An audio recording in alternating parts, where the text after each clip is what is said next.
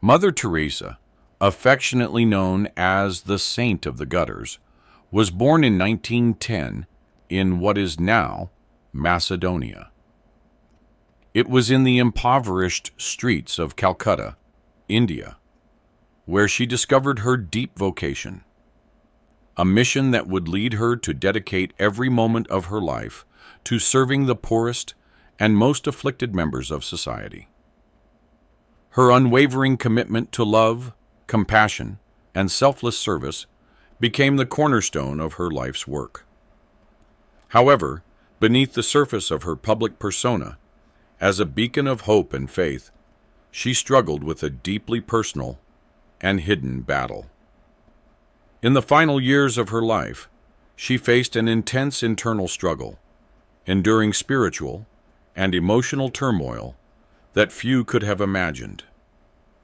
Despite her role as an unwavering figure of faith, Mother Teresa grappled with deep doubts and experienced a heartbreaking crisis of faith that she kept hidden from the world. It was only after her death that the depth of her inner anguish came to light. The world was stunned to learn that behind her sweet smile and overflowing energy, she endured a prolonged and agonizing period of spiritual desolation. While outwardly continuing her sacred mission to spread the gospel and care for the destitute, she fought severe depression internally and questioned her spiritual purpose. In her final moments, she revealed a surprising truth that profoundly challenged the world's perception of her life and mission. This revelation invited a deeper inquiry. What hidden depths of her faith were revealed in her last words? What told story lay behind her silent suffering, ready to reconfigure our understanding of her extraordinary legacy? Awarded the Nobel Peace Prize in 1979 for her tireless work among the poor and the suffering worldwide, Mother Teresa's legacy remains etched in history. However, contemporary debates increasingly focus on the profound spiritual darkness she endured, a struggle that spanned nearly 5 decades of her life. Years after her death in 1997, a collection of deeply personal letters was discovered in the trunk of Father Celeste Vanham, a Jesuit priest and her spiritual director. These letters revealed the shocking magnitude of her internal suffering, uncovering years of deep spiritual desolation and emotional pain. The media, which once celebrated her as the luminous saint of the slums, began portraying her as a figure more akin to atheists, agnostics, and spiritual skeptics. Within religious circles, her divine calling to be my light was overlooked or misinterpreted, complicating the narrative of her sanctity. Her personal torment sparked comparisons with the mystical writings of St. John of the Cross, especially his works The Dark Night of the Soul and The Ascent of Mount Carmel, with moving details. Her letters described the incessant spiritual anguish she faced. One particularly heartbreaking letter from 1959 encapsulates her suffering. Darkness surrounds me on all sides. I cannot lift my soul to God. No light or inspiration enters my soul. In 1942, Mother Teresa made an extraordinary private vow, a solemn promise to offer everything to God, vowing never to refuse anything He asked of her. This profound personal commitment, simple yet deep, laid the foundation for her future mission. This vow came before her most famous calling, known as the Call, Within the Call, an event that would later be recognized as the Day of Inspiration for the missionaries of charity. This pivotal moment occurred on September 10th, 1946, during a train journey from Calcutta to Darjeeling. As she traveled to her annual retreat, it was during this trip that Mother Teresa experienced a profound mystical encounter, a moment of divine inspiration that would shape the spiritual charisma and guiding principles of the missionaries of charity. This spiritual grace, the driving force of her mission, persisted for almost 2 years and only diminished after receiving the necessary canonical permissions to formally establish her new religious order. Dressed in her simple, blue-bordered sari, Mother Teresa courageously ventured into the slums, embodying the mission she felt had been divinely entrusted to her. In 1905, during the novena leading up to Pentecost, she wrote the fundamental principles that would guide her life and that of the missionaries of charity. At the heart of her vision was a singular, profound goal: to quench the thirst of Jesus on the cross, a thirst for love and souls. The path she chose to fulfill this calling was through tireless service to the poorest of the poor, summarized in the words of Matthew 25:40. Whatever you did for one of the least of these brothers and sisters of mine, you did for me. The image of Mother Teresa, humble and tender, standing by the cross alongside Mary and the dispossessed, has become a powerful symbol within the theology of the missionaries of charity. This image underscores a fundamental aspect of her vocation: remaining with Mary, always present wherever Jesus suffers in his mystical body, particularly in the suffering of the poor. To truly grasp the depth of Mother Teresa's spirituality, one must contemplate the profound darkness she willingly embraced. This darkness is not the literal darkness described in the synoptic Gospels that enveloped the world on Good Friday, touching everyone near the cross. Mother Teresa's spiritual journey was marked by a daily, deliberate choice to remain in this darkness, a conscious decision to stay near Mary at Calvary, standing with Jesus crucified. Her permanent commitment to this inner darkness was an integral part of her mission, reflecting her deep identification with the suffering of Jesus. She chose to endure this continual night of Christ's crucifixion, experiencing it as his companion, a testimony to her unwavering presence at the foot of the cross until her death in 1997.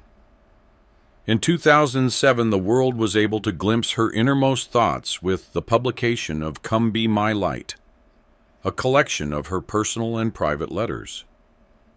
This revelation brought a mixture of pain and confusion to her admirers, while offering a sense of vindication to her critics. The letters revealed the depth of her spiritual struggles, shedding light on the profound inner battles she faced. One of Mother Teresa's deepest concerns, after founding the Missionaries of Charity, was the fear that she or any of her sisters might inadvertently say or do something that could cause scandal or diminish the mission of the order. This concern may partly explain her reluctance to speak openly about the intense spiritual struggles she endured, especially in the months following her mystical call within the call. Her silence on the matter was a testimony to her commitment to protect the integrity of her mission, even as she silently carried the weight of her inner darkness. However, Teresa unintentionally caused scandal, but only after her death and for a brief time. The publication of Come Be My Light revealed that, except for a brief period, she had been afflicted by a profound sense of God's absence for nearly 50 years of her life. Despite this, her unwavering dedication to her mission kept the world unaware of her spiritual darkness. When the news was made public, many Christians were perplexed. What did this long period of spiritual desolation mean? Did Teresa suffer from depression? Had she lost her faith in God? Even those closest to her, including the missionaries of charity, were bewildered.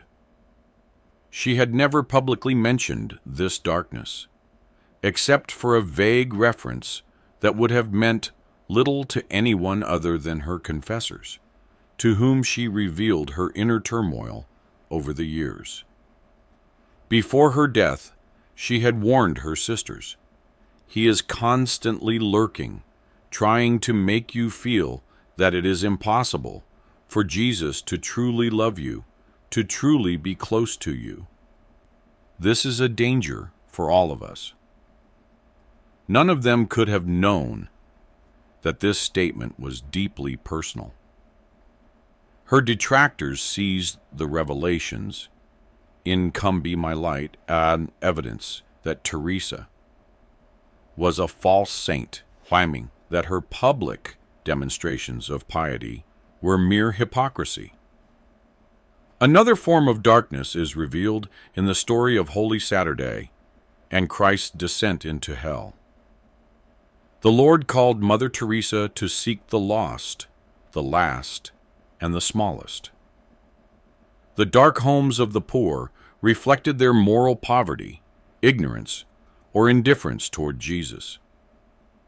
Therefore, she was called to descend into the living hell of the most destitute. Jesus ordered Mother Teresa to be his light in the darkness of their suffering. A light was revealed in the resurrection on Easter Sunday. Mother Teresa's spiritual journey reflects the Paschal mystery that encompasses both darkness and light. She and her followers became a living Lumen Christi, with the goal of bringing light to the hearts of the impoverished.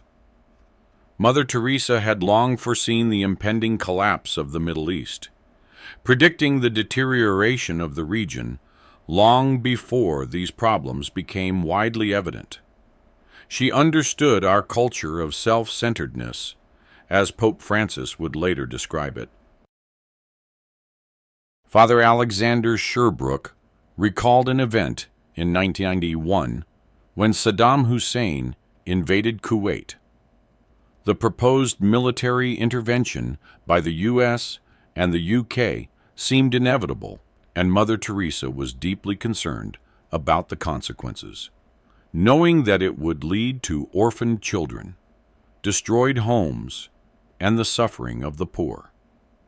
Father Sherbrooke experienced an interior vision of Mother Teresa's heart, where he not only understood the urgent need of the present, but also sensed a terrible premonition about how the Middle East would sink into chaos in the years to come.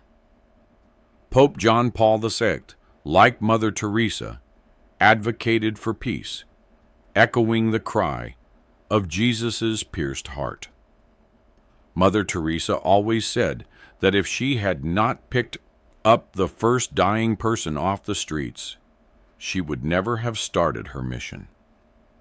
Every time she spoke, whether to a believer or a non-believer, to the rich or the poor, her eyes were filled with a Christian love that went beyond words.